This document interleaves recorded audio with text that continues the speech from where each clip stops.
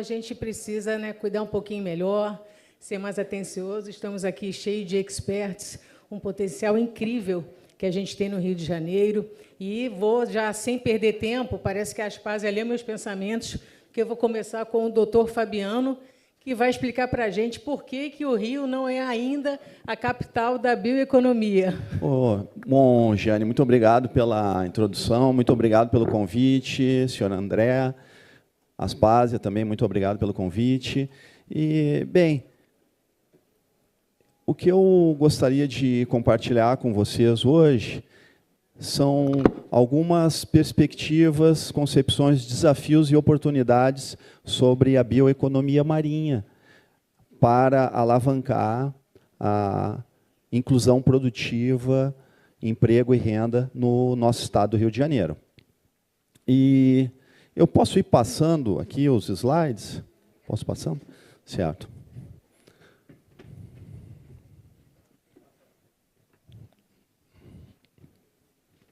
Bem, então, como tinha dito a nossa querida professora Aspásia, um dos nossos grandes desafios para alavancar a bioeconomia marinha é justamente aproximar o capital, seja ele fundos de investimento, bancos, investidores, empresários, indústria, da universidade e do poder público, do governo, porque é fundamental um bom funcionamento dessa tríplice hélice para que esses novos negócios realmente vicejem.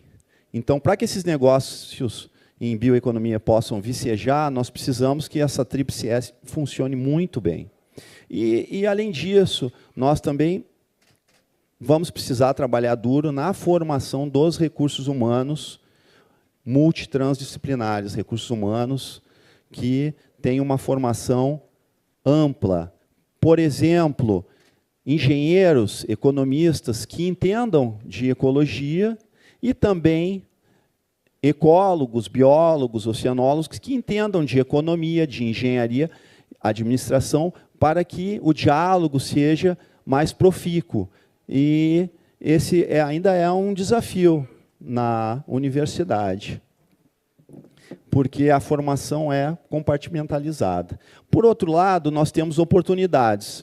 Nós temos, no caso do nosso Rio de Janeiro, nós temos um grande manancial hídrico, centenas de rios, nós temos pelo menos 1.000 quilômetros quadrados em espelho d'água, em lagoas, como as lagoas da área da região dos lagos, de onde vem o nosso querido Mateus, e também da Baía da Ilha Grande, o Complexo Lagunar da Barra. Então, são todos mananciais que oferecem muitas oportunidades, além, obviamente, da questão da segurança, soberania alimentar que o nosso Estado precisa adquirir.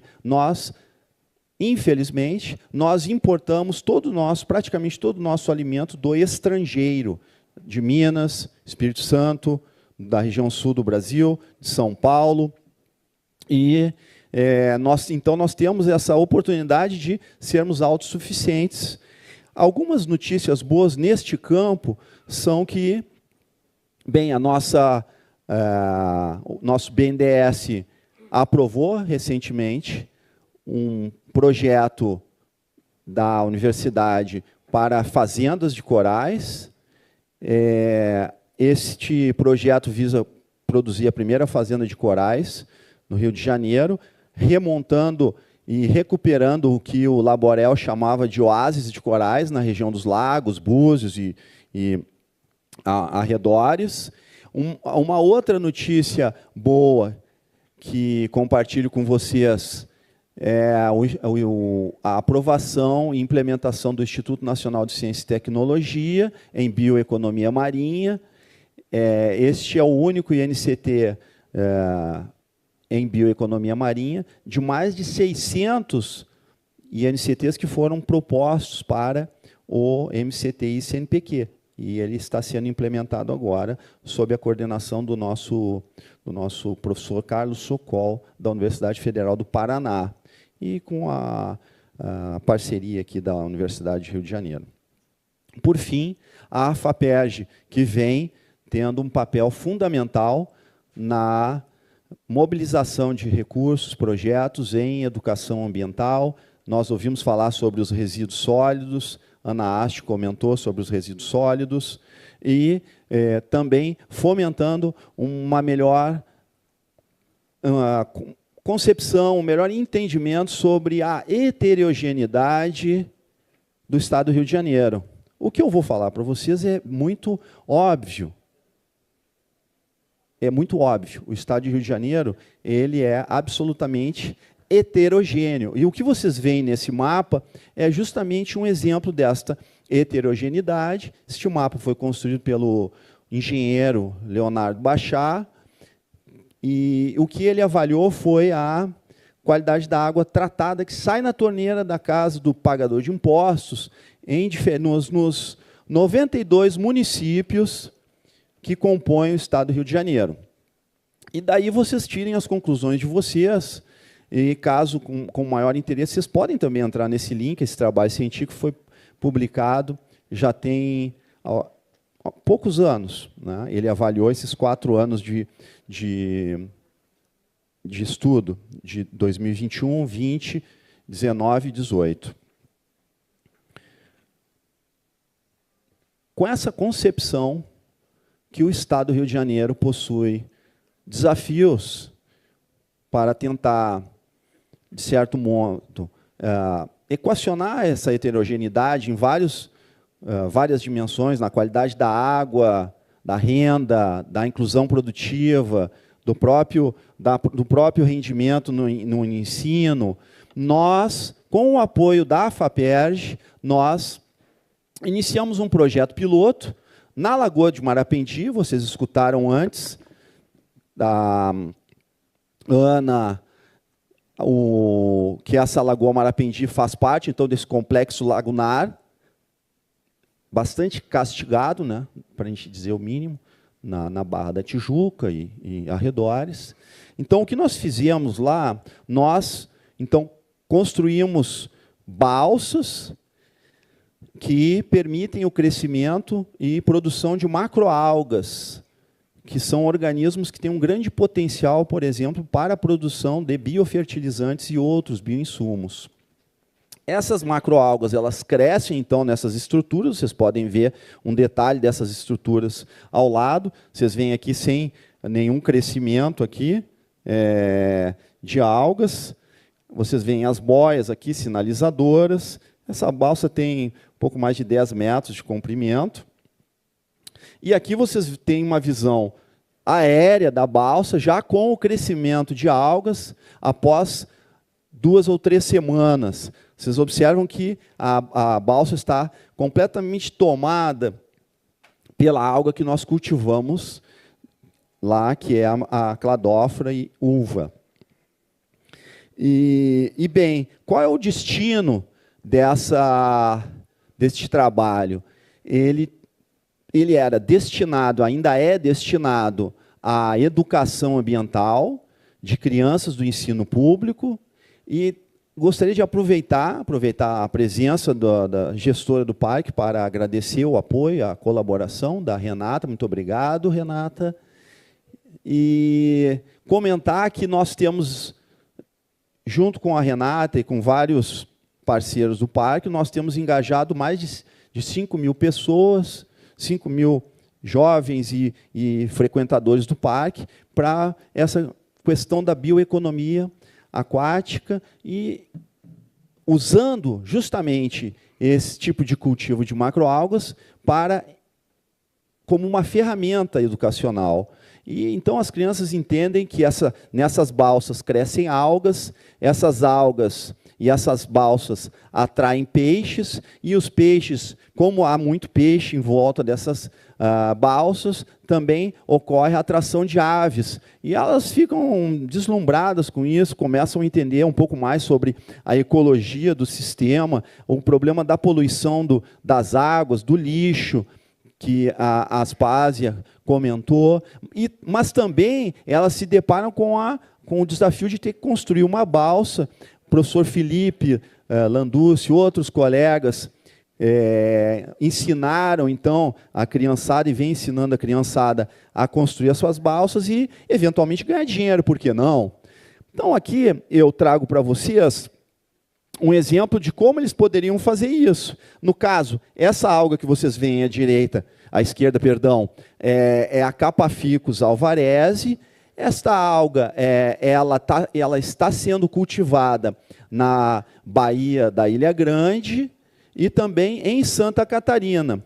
E ela tem um grande potencial econômico. Ela é transformada nesse suco avermelhado que vocês veem no meio. Esse suco ele pode ser utilizado como biofertilizante, como pode ser para plantas, hortaliças, soja, arroz, etc. Mas também pode ser utilizado até mesmo para alimentação animal, como vocês veem aqui, a parte sólida à direita.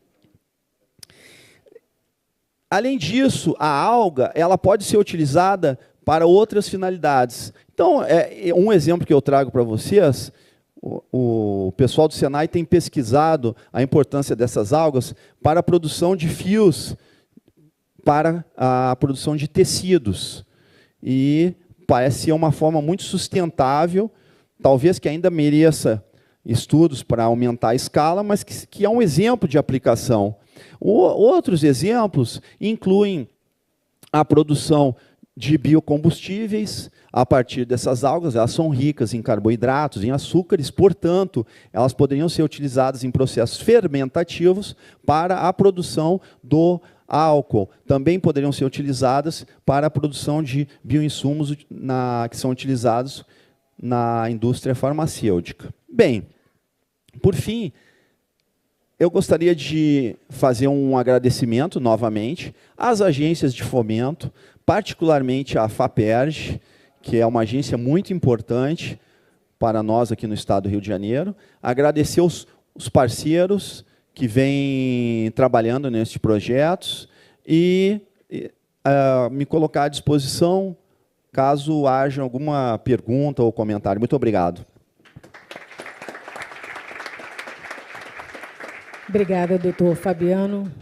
Gente, vamos ouvir essa mesa, esses experts, com o coração aberto, que a gente memorize e guarde essas informações, esse potencial maravilhoso que o Rio tem, que a gente não saia daqui e isso se dissipe. Olha, realmente, né, todo o potencial que a gente tem para ser, sim, a capital mundial da bioeconomia. E eu acho que passar aqui a bola para o Ricardo, que tem um trabalho incrível, inclusive o documentário Quanto Vale o Azul vai ser exibido hoje à tarde, não percam. Falando sobre todo esse potencial, você que é um dos maiores, se não o maior conhecedor aí da Baía de Guanabara, quer dizer, para que essa bioeconomia funcione, a gente precisa de condições adequadas, a gente precisa pensar numa melhora de vida para as pessoas, que traga bem-estar, e não, como a Ana falou, a gente sair por aí encontrando sofá, privado, etc. Né? Então, como também a gente conscientizar as pessoas, o Fabiano falou sobre as crianças que montam a balsa. Né? A experiência de você montar a balsa que vai ser usada é diferente de você chegar lá e a balsa já está pronta. Quer dizer, eu participei daquilo, eu experimentei aquilo. Então, eu acho que hoje, provavelmente, um dos mantras que vão sair desse dia é educação ambiental, educação ambiental, educação ambiental. Passar a palavra para o Ricardo. Obrigado, Giane. Obrigado, André, pelo convite de estar aqui nessa casa. Já uma parceria aqui com a Firjan já desde 2018. Naquela época, a gente recebeu uma menção honrosa no Prêmio Firjan. E pelo nosso trabalho também de divulgação, né, de aproximar a sociedade do oceano. E lá se vão aí 8 anos da fundação do Instituto Mar Urbano.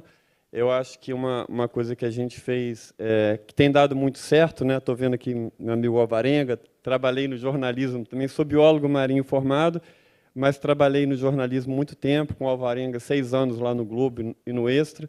E nesses 8 anos do Instituto Mar Urbano, a gente fez essa fusão, né, do jornalismo com a biologia, e já hoje, né, são mais de 800 reportagens no ano de 2025, esse ano que a gente está agora, Semana passada a gente completou 205 reportagens, Alvarenga. Só fizemos uma reportagem ontem para a Globo, mergulhando na praia de Botafogo, tá? Com o repórter Chico Regueira. Fiz ele pular na água comigo. Falei, Chico, você é o primeiro repórter do Brasil a mergulhar na praia de Botafogo. Ele ficou tão animado que, de 2 reportagens que a gente fez na Lagoa Rodrigo de Freitas semana passada e essa na praia de Botafogo ontem, ele resolveu fazer uma série que vai estar a semana toda que vem no RJTV. Mas, enfim, a gente tem, né, nesse nosso pilar, né, de aproximar a sociedade do oceano. Trabalhamos também com educação. Hoje, 7h40 da manhã, eu estava com 60 jovens na Praia de Ipanema, do Colégio Notre Dame. É o 4º ano que a gente está trabalhando com os 1.600 alunos do Notre Dame. Ganhamos lá o selo de uma escola azul da Unesco, né, o selo oficial. E já poder acompanhar uma turma, alunos de 12 anos, né, que eu estou há 4 anos conversando com eles, da mesma maneira, com os mesmos assuntos que essa mesa vem conversando aqui, né. Eu acho que é a base, né, para a gente construir, né, um novo entendimento, né, da nossa relação com o oceano. São 500 anos de descaso, né. Eu falei para eles hoje, com crianças de 12 anos, dando um exemplo dos escravos que vinham de casa em casa coletando os excrementos e jogando na Baía de Guanabara, né, era conhecido como tigres. Eles ficavam rajados de excrementos, as pessoas se afastavam quando eles chegavam perto, né. E a gente está, depois de 500 anos, né, conseguindo, né, mudar, né, fazer a sociedade olhar de frente para o oceano, né. E nesse pilar nosso, né, que tem a educação, a comunicação, tem também a parte de recuperação ambiental. A gente, junto com a Guardiões do Mar, do meu amigo Pedro Belga, fizemos lá com a Ocean Pack patrocinando um replantio de 30.500 árvores de mangue na Baía de Guanabara. Essas árvores hoje, algumas têm mais de 7 metros de altura, depois de 3 anos e meio. Contratamos catadores de caranguejo para replantar o mangue. E hoje ele vai catar caranguejo no lugar que ele replantou. E aqui hoje, né, nessa casa, assim, a gente está falando muito de números. Eu acho que o nosso filme, que vai ser exibido hoje, gente, ainda é um filme inédito. A gente lançou na Conferência do Oceano da ONU em junho. Quanto vale o azul? Podia ser o nome até da mesa, né? Eu acho que quando a gente fez esse filme, né, trazendo uma linguagem que todo mundo entende, né? Quando fala de dinheiro, da economia, que você sente no bolso, é uma linguagem de fácil assimilação. Eu acho que é imperdível. O Pedro Luiz, compositor, nosso amigo, que está há 11 anos compondo músicas com a gente sobre o oceano, sobre a Baía de Guanabara, compôs a música tema do filme, vai virar o hino da Baía de Guanabara. Está linda a música do Pedro, a trilha sonora, feita pelo Léo Saad, que tocou 10 anos com ele no monobloco. Então, tem um filme bem brasileiro, né, tratando do oceano, porque quando a gente fala de Baía de Guanabara representa para nós o oceano. E na temática dessa mesa, né, sem azul, a gente não tem verde, né, e falando em números, a gente traz no filme dados, né, do Instituto de Economia do FRJ, do nosso amigo Carlos Eduardo Young, que ele fez um estudo sobre a demanda econômica gerada pela visitação de 2 pontos no Rio de Janeiro, o Cristo Redentor e o Pão de Açúcar, das pessoas que sobem esses 2 locais para verem a Baía de Guanabara. E essa demanda econômica é da ordem de $1 bilhão por ano. E esse mesmo turista, quando ele chega lá, ele passa em média 3 dias no Rio de Janeiro, segundo dados do Instituto Trata Brasil, na época com Edson Carlos, que hoje está à frente do Instituto AEGEA. Tem um estudo dele que esse turista fica em média 3 dias no Rio de Janeiro. E quando ele quer mergulhar, interagir com o oceano, no caso, interagir com a Baía de Guanabara, ele vai para o Nordeste, ele vai para o Iguaçu, ele sai do Rio de Janeiro. Então, agora a gente está tendo pela primeira vez a oportunidade, né, com todo o investimento que está sendo feito, com a Praia do Flamengo, que teve ano passado 80% dos dias com água balneável, né, Botafogo, que está dando agora balneável pela primeira vez na história, né, a gente tem a oportunidade de manter esse turista aqui.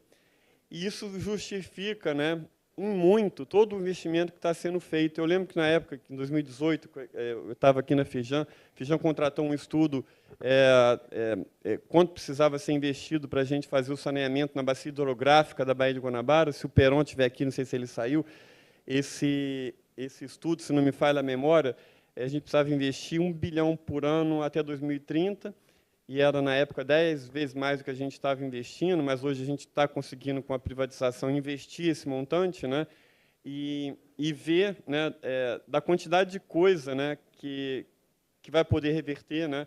Você não tem nem como a gente medir quanto vale a praia de Copacabana. Você fala, pô, não dá nem para a gente medir isso. Né, e poder ver a Praia do Flamengo, cada dia abre uma escolinha de natação nova. Né, a gente tem praias na Baía de Guanabara que ninguém conhece. O Marco Santa Rosa, não sei se você conhece lá em Márcio. A Praia de Piedade. Pouca gente conhece a Praia de Piedade. Fui lá outro dia, o bairro termina antes de chegar na praia. Não tem nada na Praia de Piedade. Para não falar que não tem nada, tem um bar, que o dono do bar fez uma suíte em cima. Você pode se hospedar na Praia de Piedade. Até meio assim, caraca, surreal, né? Mas saber que, com a recuperação ambiental da Baía de Guanabara, a gente vai começar a ver praias que não eram frequentadas, estimular a construção civil, é tanta coisa, né, que vem junto, né, mas a gente precisa dar também, né, fazer a nossa parte. Né. Eu gosto de contar um pouco da história nossa, né, da minha história trabalhando com o Alvarenga, de fotógrafo, para fundar o Instituto Mar Urbano. Né. Eu fiz o nosso primeiro filme... gente, dá até branco, é tanto filme. Não, Baía Urbana, que foi a ONU levou para a primeira conferência do oceano que a ONU fez em 70 anos, em 2017. E, nesse filme, lá em 2016, eu estava filmando, achando que era um filme para salvar a Baía de Guanabara. E a minha filha, Nina, nasceu no meio das filmagens. E eu entendi que esse filme era para ela. Né? E entendi ali que eu precisava, e eu podia fazer alguma coisa. Eu fechei minha empresa que eu tinha, abri essa ONG com 50 anos de idade, né, do zero. Na época saiu uma reportagem, a Nina catando lixo, e saiu um videozinho muito bonitinho que falava assim, nunca é cedo demais para começar a salvar o planeta. Né? Também nunca é tarde demais. Né? No meio das filmagens, né, eu, ainda sem recursos, filmando sozinho na Baía de Guanabara à noite, mergulhando, correnteza levando, a minha esposa grávida da Nina. Eu saía de noite para filmar, às vezes 11h30 da noite, porque eu ia de acordo com a maré. A maré estava cheia, a correnteza estava boa, eu ia, não importava o dia nem a hora. E eu falava com a Janice assim, olha, eu vou 11h30 da noite, acordava, eu estou indo, tá? Se eu não voltar até 7 horas da manhã, você aciona o corpo de bombeiro, porque eu vou parar em algum lugar. A Baía de Guanabara é fechada, talvez eu possa parar em Niterói, mas eu volto. E ela ficava brava comigo, né? E eu me perguntava, gente, será que vale a pena correr tanto risco? Né? E eu entendi, a Nina nasceu, a coisa cristalizou. Né? Eu entendi que o maior risco que a gente pode correr é o risco de não fazer nada. É o risco de ficar sentado de frente para a televisão com uma boca cheia de dentes, esperando a morte chegar, igual aquela música do Raul Seixas. Né? Esse é o risco que a gente corre. Né? E a gente está vivendo hoje uma dormência social com relação ao próximo, com relação a tantas injustiças que a gente vê hoje em dia, e ficar parado e não tomar partido de nenhuma dessas grandes lutas que a gente precisa enfrentar hoje em dia, né? Esse é o maior risco que a gente corre. E eu vejo hoje, né, a dificuldade da gente investir, ter novas indústrias ali com a Capafitos Alvarez, tem tanta possibilidade, tanta coisa, está até no nosso filme, uma startup lá produzindo bioplástico com a Capafitos Alvarez. O medo das pessoas, né? O medo que só paralisa a gente e leva a gente justamente para onde a gente não quer chegar. A importância da gente ter a coragem, né, de dar um passo na direção que o nosso coração acredita, na direção que o nosso espírito acredita e fica mandando mensagens para a gente, dá espacinho, dá espacinho. Eu tenho um exemplo, né, que, muito emblemático na minha vida, né? Há 3 anos atrás, fui convidado pela Ana Haste para fazer uma fala na abertura da Rio 2030. Você estava lá, né? Lá no Cristo Redentor. Eu fui falar com a Ana Haste porque eu queria levar uma turma de alunos num espaço das CEAS na Lagoa Rodrigo de Freitas. Eu fui pedir autorização para isso. Cheguei lá, ela me conheceu, que ela não me conhecia, me convidou para fazer a fala lá no Cristo. E eu perguntei, como é que vai ser? Nós vamos passar umas imagens lá no Cristo. Eu falei, por que você não passa as minhas imagens da Baía de Guanabara no Cristo? E, de repente, numa semana eu não tinha nada. Na outra semana, eu estava projetando as minhas imagens no coração do Cristo Redentor. Eu que vivi uma vida correndo atrás do dinheiro, ali com o Alvarenga sabe bem da nossa luta, como fotógrafo, né? De repente, quando eu abro mão de correr atrás do dinheiro e começo a correr atrás do propósito, a vida se mostrou. Parece que o caminho veio na minha direção, né? E como aquela música, né, do Arnaldo Antunes, né, que é aquele mantra, né? Quando não tiver mais nada, nem chão, nem estrada, nem escudo, nem espada, o seu coração acordará. E ele fala também, né? Quando estiver com tudo, lancetim veludo, espada e escudo, sua consciência adormecerá. E nesse momento, né, eu entendi dos anos que eu passei, né, fazendo eventos sociais, indo no Copacabana Palace, fazendo um casamento atrás do dinheiro, com a consciência adormecida ali atrás da lã, do cetim, do veludo. E a partir do momento em que eu abro mão disso e corro atrás do propósito de vida, quando eu achei que eu não tinha nada, eu começo a ver que eu tinha tudo. Gente, obrigado.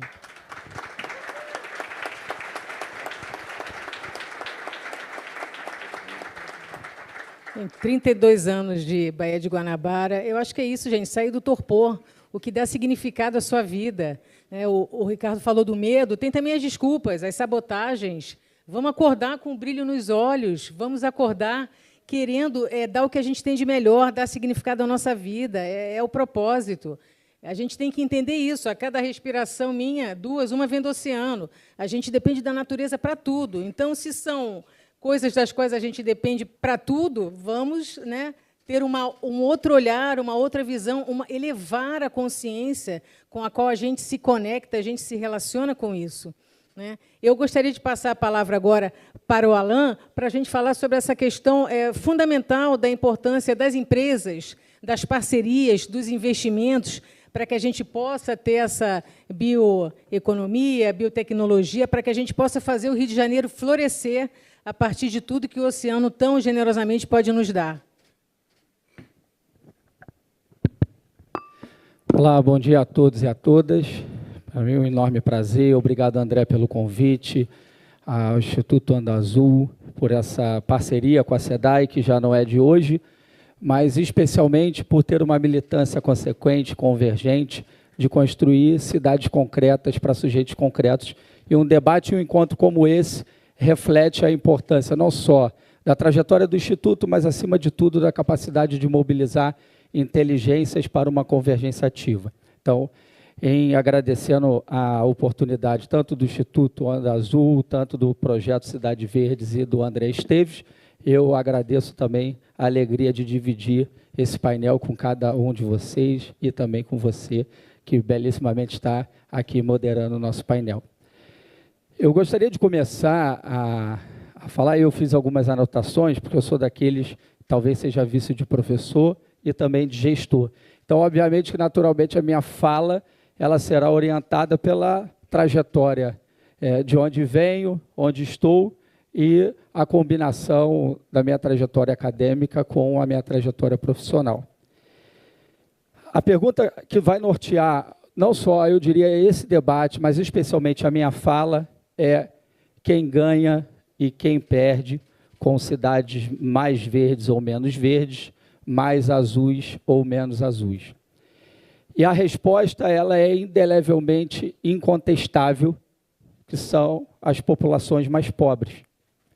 São as populações periféricas e especialmente os territórios, já que estamos falando de cidade, já que estamos falando de urbanismo, como a nossa professora Aspásia comentou, que deve surgir e insurgir para além das molduras e das pranchetas, porque nós estamos falando de economia das pessoas.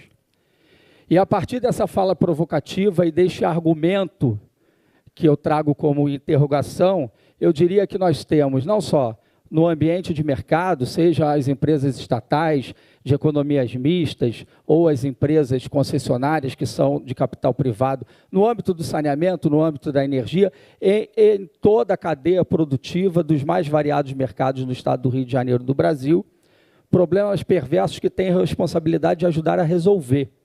Um deles, obviamente, é o saneamento, o outro, obviamente, é o futuro da crise hídrica que nós estamos vivenciando no Brasil como um todo, mas especialmente na porção leste da Baía de Guanabara, onde SEDAI tem, obviamente, uma operação no sistema de Imunana e Laranjal, no Rio e naquele manancial do Rio Macacu. Isso não é pouca coisa, porque isso traz elementos que são contraditórios e ambivalentes ao mesmo tempo. A expansão desordenada das cidades, combinada com a desigualdade social e com o ciclo da reprodução da pobreza, fazem com que também governo, Estado e sociedade tenham dificuldades de entabularem ações coletivas no lugar de romper com a lógica das políticas públicas, que, porque do fim ao cabo, são um fim em si mesmo. A habitação, ela tem a sua política, a educação tem a sua política, e todas elas conseguem entregar algum valor ou muito valor, mas de maneira setorial e pouco articulada sobre o ponto de vista da ação coletiva e menos ainda dialogada com participação popular para estimular o controle social, mas, acima de tudo, para trazer espaços como esse para a discussão de uma convergência orientada para uma ação coletiva. E aí, diante desse cenário, obviamente, porque eu não sou uma pessoa catastrófica e tão pouco somente menos otimista, entendo que a SEDAI tem um papel fundamental. Nós estamos no nosso jubileu de 50 anos e, pós a concessão, esse papel fica mais ainda cristalizado na região metropolitana do Rio de Janeiro para 13 milhões de pessoas. Nós não operamos mais a coleta e tratamento de esgoto, assim como não operamos a distribuição. Por outro lado, vi um slide do professor que me antecedeu sobre a qualidade da água que chega nas torneiras e também nos chuveiros de cada um e cada uma aqui da região metropolitana e do estado como um todo. Na região metropolitana, a qualidade da água ela tem que ser, ao sair da estação de tratamento, aquela que é tão potável que ultrapassa os critérios do padrão de potabilidade do Ministério da Saúde. Então, após a concessão do saneamento, a SEDAI investiu em controle de qualidade, não só com tecnologia, mas também no seu capital humano e intelectual. Não só com equipamentos, mas também na melhoria dos seus processos de eficiência e eficácia. Quando nós criamos um laboratório que é de uma empresa pública, que se chama Libra, e foi o único laboratório no estado do Rio de Janeiro que conseguiu descobrir o tolueno. Não foram os laboratórios privados, não foram as empresas de petróleo, apesar do tolueno ser um derivado.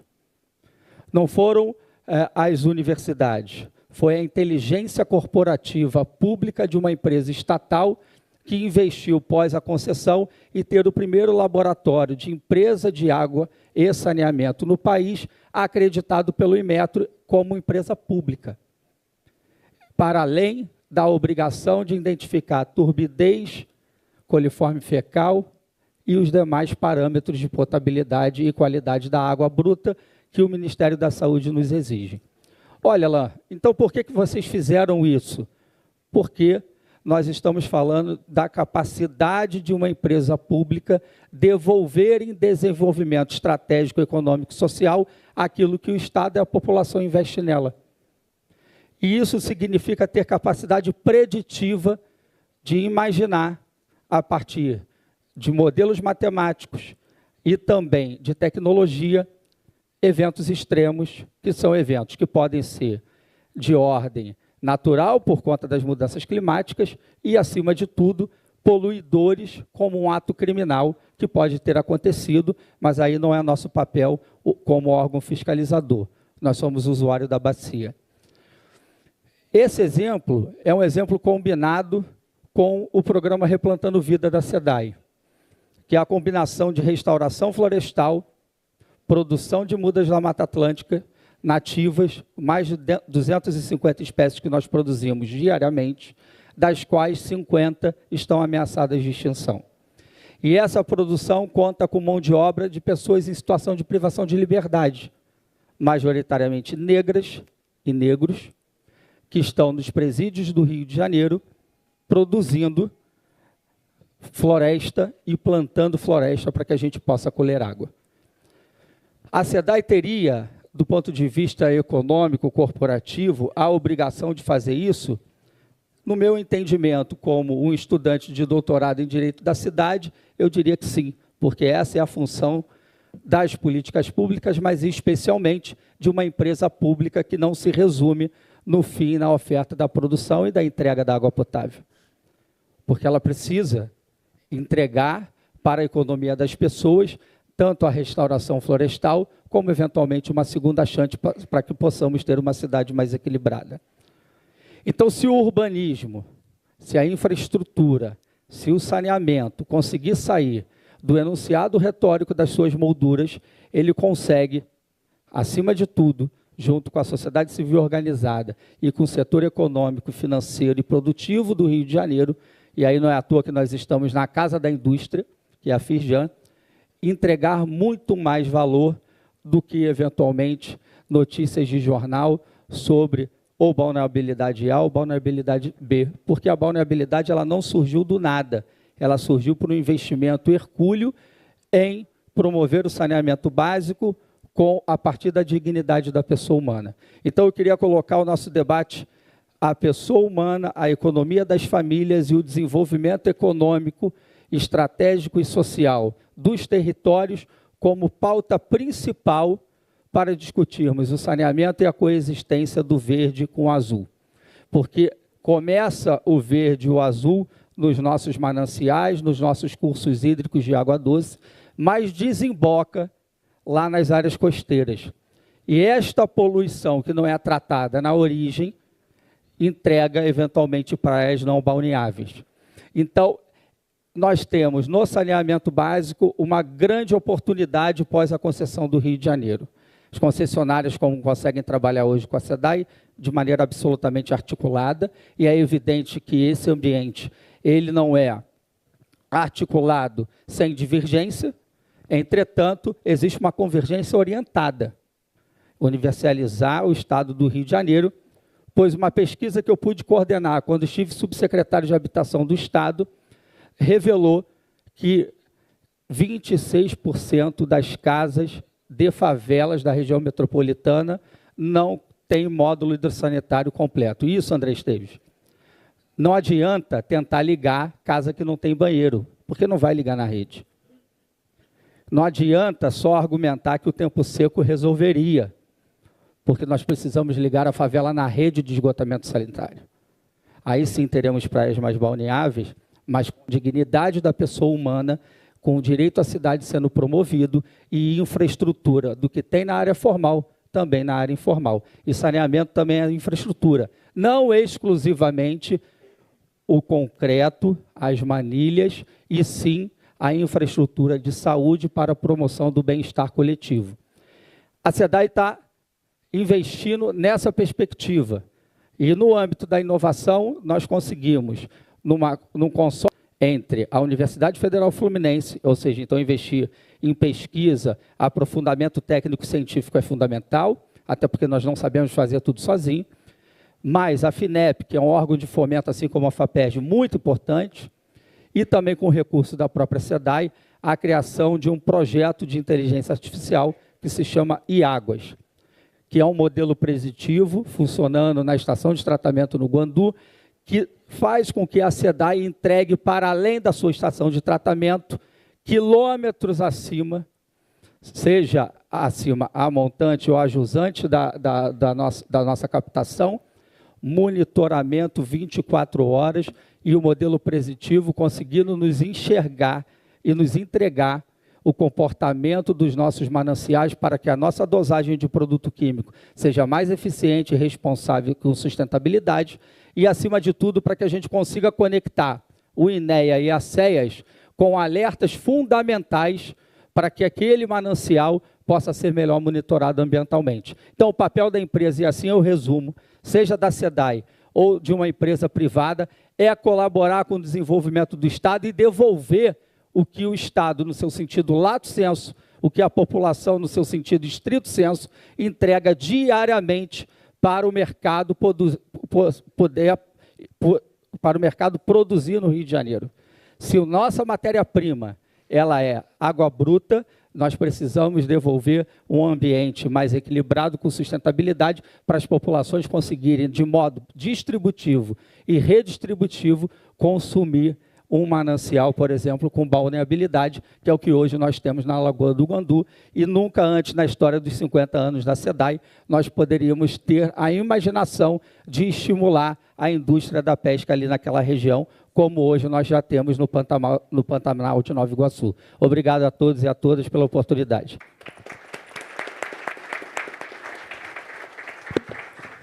Saneamento básico é fundamental, condição de vida minimamente digna para as pessoas, como é importante. Para termos uma bioeconomia, precisamos de água, condições limpas, né? Sem água limpa, com menos poluição, não dá para desenvolver nada. Então, eu gostaria de... Antes de mais nada, gente, mandem suas perguntas e também digam para quem é direcionada a sua pergunta, por favor. Aproveitem, vão mandando suas perguntas. E depois de ouvirmos tudo isso, eu deixei o secretário Matheus por último, porque a gente vai falar que o Fabiano nos mostrou, não é mesmo? Todos os produtos e tudo que pode vir da agricultura do mar, até por meio da ciência do mar e todos aqueles produtos, como é que Cabo Frio está agindo, quais são os projetos e os desafios, né? A questão da capacitação, de ter mão de obra capacitada, investimentos nesse objetivo de trazer melhoria de vidas, redução das desigualdades e mais inclusão social.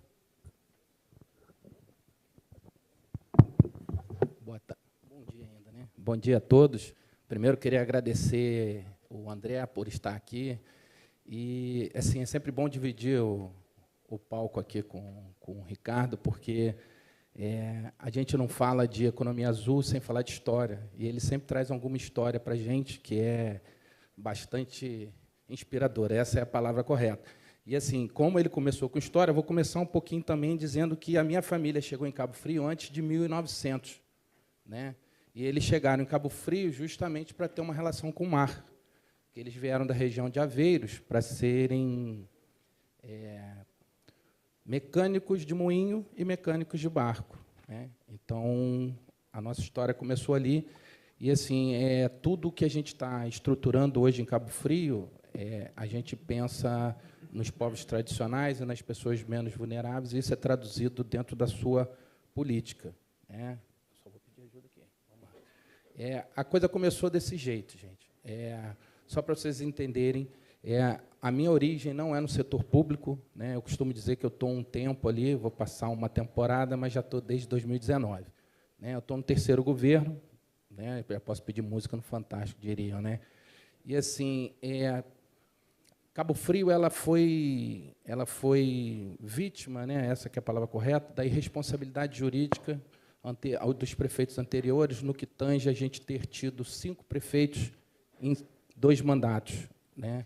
Então, assim, não existe política, não existe investimento estruturante na cidade. Foi quando, engraçado que começou dessa forma, que o ano passado eu era secretário de Planejamento, Desenvolvimento Urbano, e foi quando bateu na minha mesa a questão do plano, da revisão do plano de saneamento.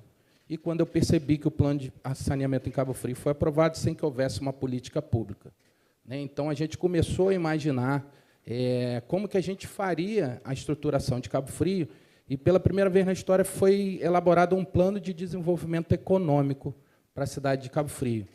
Mas, infelizmente ou felizmente, o desenvolvimento econômico que ia ficar no meu guarda-chuva acabou não ficando, né? E duas superintendências que existiriam nessa secretaria foi suprimida, o que, para mim, foi uma felicidade, que era justamente... e a economia solidária foi quando eu trouxe para debaixo do guarda-chuva da secretaria, e o que passou a fazer muito sentido, né, considerando que, para escrever o plano de desenvolvimento econômico, obviamente, eu tenho um historiador na equipe, e eu pedi para ele que ele fizesse uma pesquisa histórica sobre as vocações da cidade, e foi entrevistado algumas pessoas mais antigas para falar da história, mas também algumas pessoas do hoje, né, para a gente pensar como vai ser amanhã, e foi o que o nosso colega aqui do painel falou, a gente tem que pensar no antes, o hoje e o amanhã. E aí é óbvio, né, que a gente se depara que a história de Cabo Frio ela se confunde com a história do mar, né? Então, nessa confusão, acabou surgindo uma grande oportunidade, que, quando me foi tirado, né, não é essa a palavra ideal, a Secretaria de Desenvolvimento Econômico, e, consequentemente, a história de Cabo Frio no mar, foi quando surgiu a Secretaria de Economia Azul, né? E por que hoje a Secretaria é gestão territorial? Mas por que gestão territorial? Porque a maior parte do nosso território é rural, e até então só se privilegiava o centro urbano, e, por isso, sempre desenvolvimento urbano, e assim se virava as costas, de fato, para a grande porção do território da cidade. E aí o Ricardo falou, o Fabiano também falou, e a verdade é que, às vezes, para a gente fazer com que as pessoas entendam a emergência, né, do assunto e a potência do assunto, a gente precisa tangibilizar isso de uma forma financeira para que as pessoas possam, de fato, entender. Acredito que não sejam nós que estamos aqui nessa sala, mas, infelizmente, o capital especulativo precisa ter outra visão, né? E, no final, vou falar qual é o meu sonho, né? Mas, no final. Então, a gente já tinha estruturado a política, né? Está no papel, óbvio, vai ser lançado, se tudo correr bem, agora, dia 15 de outubro, mas a gente fez uma política, a gente fez um plano, tá? A gente constitui um fundo público, que 30% desse fundo, que eu acho interessante se falar, porque é muito do que a gente está discutindo aqui, e faz parte da economia azul a questão da inclusão social, da justiça social. 30% desse fundo tem que ser investido em economia solidária. Eu acho que é bastante interessante.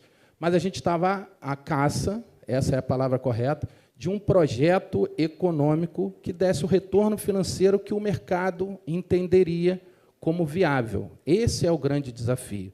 E foi quando a gente chegou na questão da bioeconomia, foi quando a gente chegou na questão da produção da macroalga, né? E as suas multiplicidades. Eu tive o prazer de estar pessoalmente com o Gunter Pauli, lá em Cabo Frio. Ele fez uma visita lá e, para minha surpresa, ele passou 4 noites dormindo na praia em Cabo Frio, em 76. Mas, assim, o projeto de Cabo Frio ele resume exatamente o que a gente está falando aqui. O núcleo azul é a parte que vai propagar o conhecimento, e, muito mais do que só capacitar, a gente vai,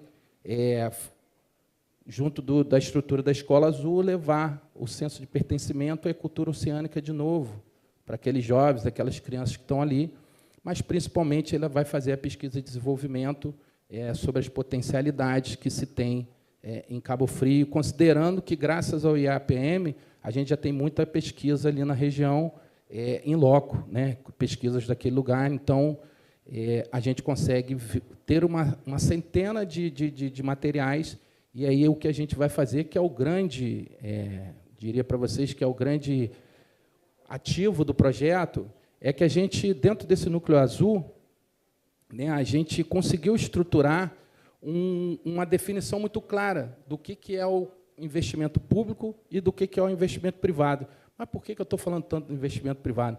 Porque ontem foi lançado o Fundo Futuro Azul. É o primeiro fundo privado de investimento em economia azul do Brasil.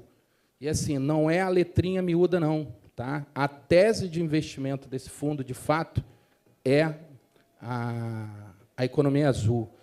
E a gente escolheu uma gestora, que é de sede em Cabo Frio, escolheu porque a gente começou a prospectar e trazer pessoas para próxima da gente que acreditassem naquilo que a gente estava fazendo, que, de fato, tem que ter retorno econômico, mas também tem que ter justiça social, tem que ter inclusão. Então, a gente procurou uma gestora que nasceu dentro de um fundo em que 5 famílias criaram para fazer projetos sociais e negócios de impacto social, e ela tem sede aqui em Cabo Frio, aqui no Rio de Janeiro, e eles se interessaram no projeto justamente porque todos os nossos projetos eles vão ser voltados para o cooperativismo. Então, assim, engraçado que engraçado não faz muito sentido para a gente que está aqui, mas para a grande maioria não fazia. O primeiro projeto que a Secretaria começou a apoiar foi justamente a cooperativa de catadores, justamente porque o destino do lixo é o mar, né? Então, assim, a gente começou a estruturar aquela cooperativa porque a gente acredita que fazer o gerenciamento desse resíduo de fato, começar a pensar na economia azul e na saúde dos recursos hídricos da cidade. Mas, assim, qual é como eu te falei, qual é a grande importância do Fundo Futuro Azul? A grande importância é o seguinte, o que a gente imagina? Infelizmente, todo investimento público, eles não são perenes, né? Então, começa, termina, começa, termina. Esses acabam porque não há manutenção política da estrutura. Então, quando a gente regula, né, eu parei nessa imagem justamente porque eu acho que isso é a grande novidade dentro do que a gente está fazendo. Quando a gente regula, de fato, qual é a competência do poder público dentro do investimento, que aí passa, como você falou, a capacitação de mão de obra, a cultura do pertencimento. Ela pode, hoje existe uma legislação no município que permite o fomento das cooperativas nos seus primeiros anos. E aí, quando a gente traz a atenção para o capital privado, porque o que esse projeto dá para o capital privado? Ele dá justamente uma taxa de retorno que eles julgam interessante, que justifica o investimento. Então, como isso começou? Isso começou quando eu perguntei para os investidores lá em Cabo Frio. A maioria em Cabo Frio são investidores na construção civil, investimento em loco, né, construções em loco, e eles me disseram que em torno de 20% seria um retorno razoável para eles. Então, aí vem o meu sonho, né? A gente precisa subverter a lógica do investimento privado. Então, assim, se eu pego o investidor da construção civil e provo para ele que ele vai ter um retorno financeiro tanto ou maior do que aquele investimento que ele faz na construção civil, isso passa a ser interessante para ele. Porque, assim, a construção civil em Cabo Frio ela tem até um grande problema, porque a gente não constrói residências para os próprios cabofrienses, né? Cabo Frio é uma cidade de temporada. A maioria das residências lá não são de cabofrienses, né? E cada vez mais os cabofrienses são marginalizados e indo se afastando do centro, porque não existe, de fato, projeto estruturante na cidade e que promova o enriquecimento, essa é a palavra, o enriquecimento da população. Então, quando a gente subverte a lógica e faz para esse investidor que, se ele investir R$1 milhão numa produção de macroalga, ele vai ter garantido 20% ou mais, a gente começa... Aí vem o que você falou, Ricardo, é o propósito. Eu tenho um propósito de fazer com que a minha cidade fique um pouco melhor. E a gente começa, aí o Leandro, que é a pessoa que tem auxiliado muita gente, ele usa muito a expressão micromundos. O que é isso? Vamos tentar mudar o nosso micromundo e torcer para que o micromundo do lado se inspire e avance dessa forma.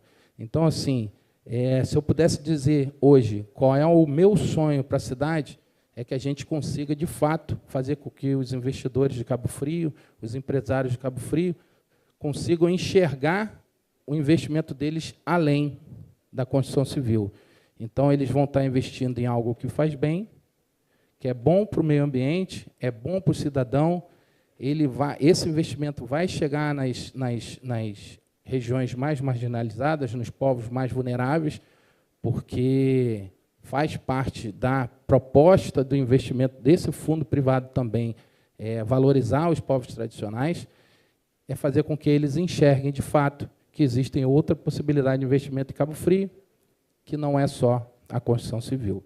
Então, assim, eu quero encerrar minha fala só falando que hoje eu recebi uma matéria do presidente da Colônia dos Pescadores de Cabo Frio, que é meu amigo, dizendo que entre 2012 e 2020 teve um investimento de 22 bilhões dentro da pesquisa e que, pasmem, só R$8.000 foi investido nos pescadores artesanais.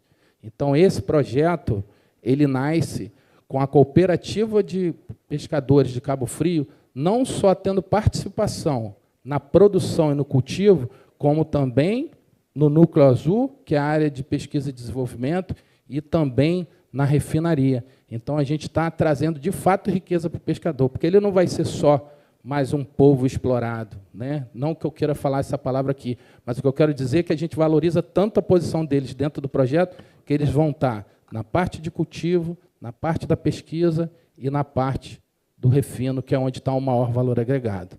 Obrigado, gente. Pessoal, estão chegando perguntas, podem continuar a mandar. Eu vou pedir aqui aos participantes para serem breves, por favor, para a gente poder justamente ter mais perguntas e todos possam responder. Eu vou começar com o Ricardo. A pergunta é, Ricardo, qual a importância da arte no processo de sensibilização e motivação de ações voltadas à preservação da natureza e ecossistemas? Ótima pergunta. É justamente essa pergunta que a gente está respondendo num edital da Fundação Grupo Boticário que a gente ganhou para produzir uma reportagem sobre isso e um mini-doc. Justamente nesses 11 anos de parceria com Pedro Luiz, a gente aproximou, né, a MPB do oceano, através do Pedro Luiz. E, por exemplo, um assunto que ninguém discute muito hoje, que é a acidificação dos oceanos. Fato, né, das 5 grandes extinções de espécies que aconteceram no nosso passado geológico, 4 dessas extinções estiveram diretamente ligadas com a acidificação dos oceanos. O oceano fica mais ácido, os moluscos e os crustáceos não conseguem acessar o carbonato de cálcio para construir suas carapaças, os corais morrem e aí desequilibra tudo. Pedro Luiz fez um reggae sobre essa acidificação oceânica, um reggae fácil de cantarolar, né? A criança pode cantar, que a gente pode discutir numa mesa de bar, na nossa sala de jantar. Então, a gente está vendo, né, que, às vezes, a ciência não consegue furar a bolha, não consegue conversar para fora, né, atingir a sociedade. Eu acho que a arte pode, né, quando a gente sensibiliza e toca o coração, a gente rompe as barreiras e o inatingível fica atingível e a gente consegue mudar a nossa realidade. Muito bom. Vamos ver aqui mais uma.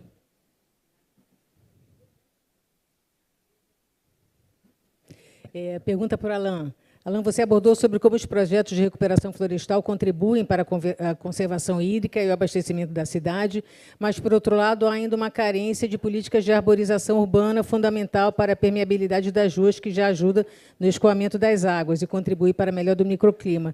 Como a cidade tem contribuído para tornar a cidade mais verde, com maior cobertura arbórea na área urbana? Esqueci não, Fabiano, depois eu vou passar a palavra para você. Bom, a SEDAI ela não produz restauração ambiental ou arborização para os centros urbanos.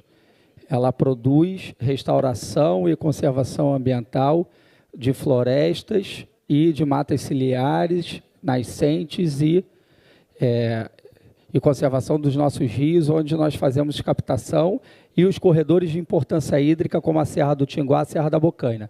Inclusive, lançamos recentemente um edital de doação de mudas, com a meta de entregar 1 milhão de mudas anualmente para a sociedade civil organizada, para prefeituras, governos em geral, para que possam utilizar essas mudas não só na restauração de florestas e de mananciais, como também na arborização urbana. Mas a SEDAI, como não opera atualmente a distribuição, a coleta e tratamento de esgoto, ela se reserva em preservar as florestas. E o corredor Tinguá-Bocaina, para quem não sabe, da Serra da Tinguá à Serra da Bocaina é o maior corredor de contribuição hídrica do estado do Rio de Janeiro. Então, nós temos a meta até 2030 de restaurar 10 mil hectares, até 2050, 30 mil hectares, em parceria com a TNC e com os municípios daquela região. Bem, Bom, Alain, as algas podem trazer uma solução. Elas podem servir como fonte de biofertilizantes para a produção dessas mudas. Então, pode ser algo que a SEDAI tem interesse, até por conta de muito solo que foi bastante utilizado no último século no nosso estado do Rio de Janeiro, por conta de plantações, nos séculos aí, de cana e outros cultivares. Eu quero ressaltar para vocês que a bioeconomia marinha ela é uma alavanca propulsora para o desenvolvimento do nosso país como um todo. E, se vocês tiverem interesse em conhecer mais sobre essas potencialidades, nós estamos conversando hoje aqui sobre os municípios e cidades do Rio de Janeiro. Mas pode ser que alguém aqui seja, digamos, do Nordeste, Pernambuco, ou do Rio Grande do Sul, ou do Amapá. Vocês podem visitar essa revista, que é a Inteligência, é a revista compilada pelo Luiz César Faro, e ela conta com a penúltima edição dessa Inteligência, que trata do pré-mar, que é uma alusão ao pré-sal. O pré-mar é justamente essa potencialidade da bioeconomia marinha. E o Faro faz, então, essa abordagem, mostra que são trilhões de reais que estão disponíveis para nós, para que nós possamos usar essas 5,7 milhões de quilômetros quadrados de Amazônia Azul, e que pode gerar inclusão produtiva, trabalho, renda, pode gerar muitos empregos e pode também gerar um crescimento econômico e riqueza para o Brasil como um todo. Obrigado. Obrigada, Fabiano. Uma pergunta aqui para o secretário de um morador de Cabo Frio. Gostaria de saber o que será feito para que a população de Cabo Frio tenha educação ambiental, sabendo que todos nós temos responsabilidades ambientais. Não sei se o morador está aqui, não quis se identificar. Não se identificou, então tudo bem. Recentemente, a Secretaria de Meio Ambiente de Cabo Frio, ela lançou... Tudo bem?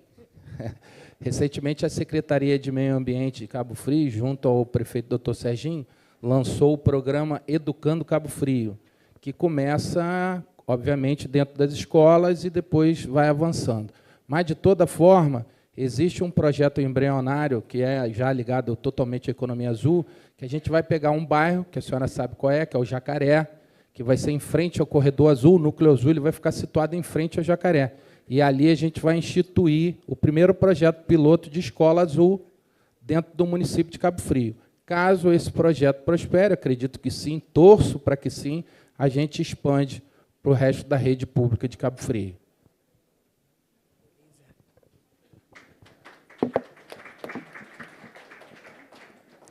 Fabiano, estão perguntando aqui, eu pedi agora, se puderem responder um minutinho, que a gente tenta fazer mais uma rodada. Estão perguntando aqui, você comentou sobre a aprovação do BNDES para a Fazenda de Corais, poderia falar um pouquinho sobre isso?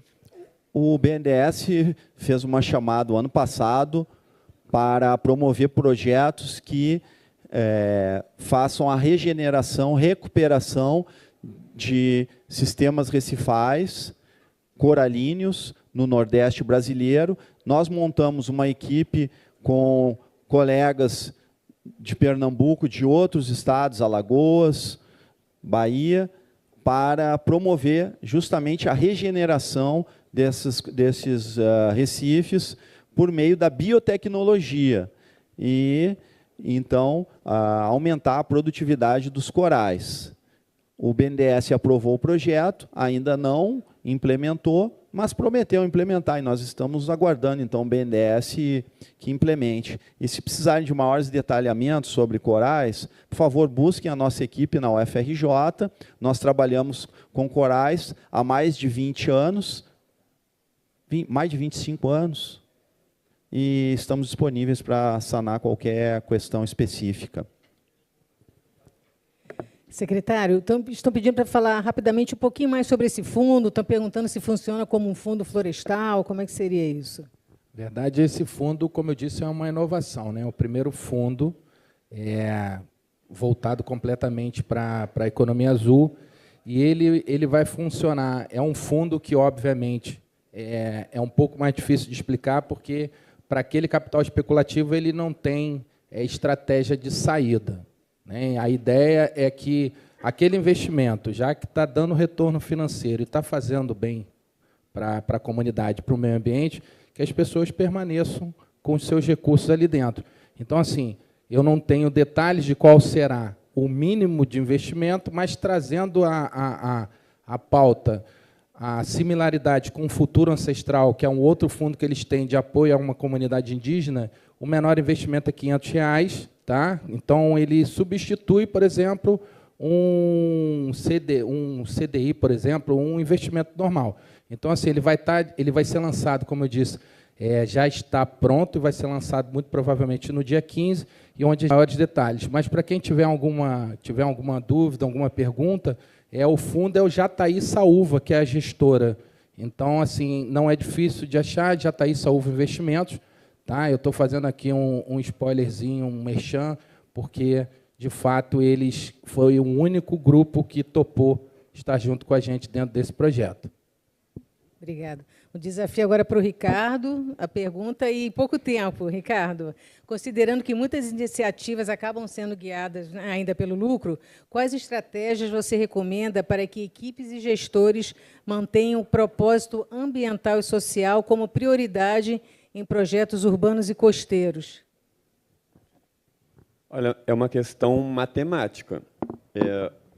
A gente tem hoje, né, com a sustentabilidade, negócios verdes e azuis, né, um leque de opções e de rentabilidade, de crescimento, né, é gigantesco. Só que as empresas têm que se desapegar e têm que arriscar um pouquinho, né? Tem que acreditar, arriscar, saber que vai passar por um momento difícil, porque são novos negócios que não foram testados, estradas novas que não foram trilhadas, né? Então, a pessoa tem que ter confiança, sabendo que a economia está migrando para o oceano, está migrando para a sustentabilidade, as empresas não vão sobreviver se não tiverem o ESG, a sustentabilidade, entranhadas no seu DNA. As pessoas têm que dar o primeiro passo e fazer que a estrada se ilumine para quem está vindo atrás, né? Muito bom, é isso, né? As pessoas estão cobrando cada vez mais e parar com esse pensamento tão a curto prazo, né? Essa visão mais ampla, mais ampla dos negócios. Gente, nosso tempo acabou. Queria agradecer enormemente a participação do Fabiano, do Alain, do Ricardo e do secretário Matheus. E fique por aqui, que ainda vai ter muita coisa bacana acontecendo hoje e amanhã. Muito obrigada, um abraço.